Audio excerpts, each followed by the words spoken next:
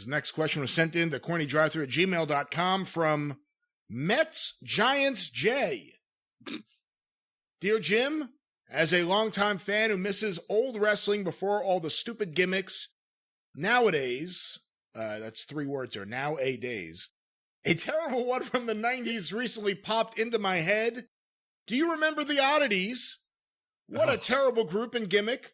Also, was this a Russo idea? Because it seems up his alley. Yeah, it was up his alley, all right. There was a number of things I'd like to send up that alley after the fucking Oddities. I liked all the people in the fucking group, but it was just so stupid. It was more of his goddamn Jerry Springer shit. Poor Luna got fixed up in it. Poor old Giant Silva, Paulo, he was in it. John Tenta, bless him. Yeah.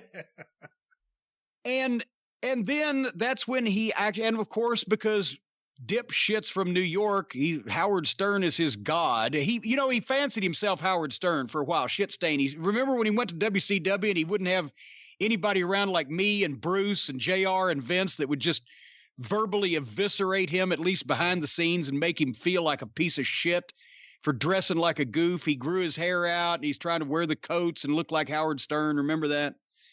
Anyway, he got the goddamn, not only he put the Oddities together, but then got all the fucking Howard Stern characters, the crackhead dwarf and the fucking insane clown goofs. Beetlejuice. And the actual legitimate pinhead Beetlejuice, and all these fucking freaks and goofs to come out with the Oddities. And they were there to be with the Oddities. I've told this story, but Jim Ross is in one of these arenas the day of Raw. And he's got his books out. This is when he was the one who was not only booking the live events, as well as being the lead announcer and host of the show, but he figured the payoffs as head of talent relations.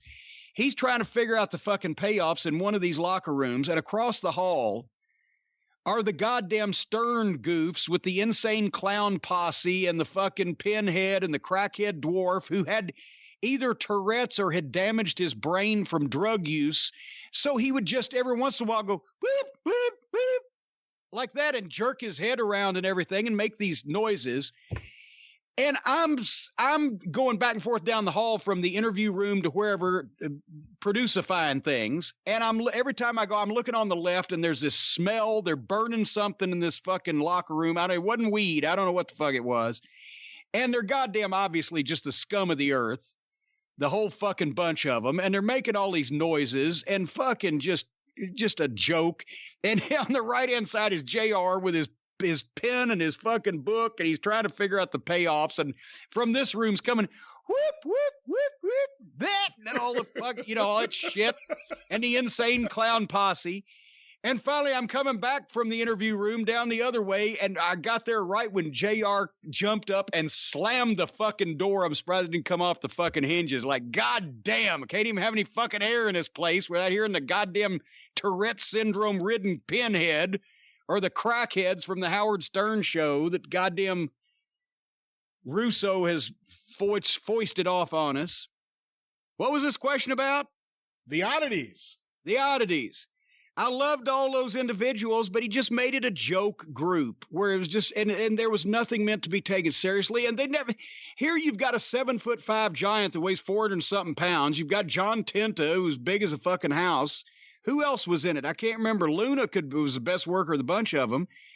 But you can't even fucking figure out a way to get some heat on them as heels. He made them baby faces that danced around. And there's Giant Silva trying to fucking dance, which is like me trying to fucking moonwalk.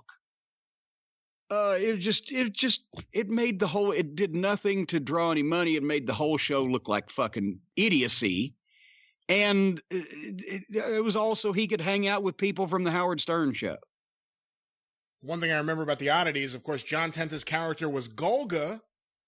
And I remember that because Dennis Carluzzo had a bootleg Golga. Yeah, that's right. I think Ricky O may have played Golga at least a few times.